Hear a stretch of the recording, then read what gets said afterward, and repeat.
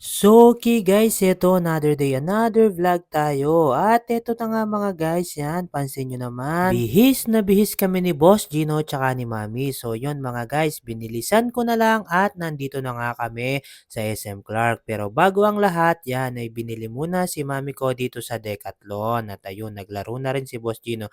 So, after nga nun mga guys, eto na nga. Kumain lang muna kami dito sa Greenwich Clark mga guys, yan. Para naman, tuloy-tuloy na kami sa aming lakad mamaya mga guys. At ito, kailangan talaga naming mag-recharge kasi maraming energy yung gagamitin namin mamaya para sa lakad namin. So after nun mga guys, ito, nandito na nga kami sa pupuntahan namin mga guys. So bali for today pala mga guys, dito kami mag-i-stay ni Gino at ni Mami. Dito namin sasalubungin yung birthday ni Mami ko mga guys. Yan, sa Swiss Hotel Clark. Grabe. Talagang napapa-thank you Lord kami mga guys sa mga ganitong experience in our life mga guys. Yan, yung nagagawa namin mag-staycation at magkakasama kaming tatlo. At ayun mga guys, talagang nag-enjoy kami ni Gino dito. So bago ang lahat, eto, nagkape muna si Daddy Jepo nyo mga guys kasi nga yan ay libre lamang. Complimentary coffee dito sa hotel. At ayan mga guys, ang sweet ni Boss Gino nyo. At ayun, appreciating the moment. So after ko nga magkape mga guys, yan,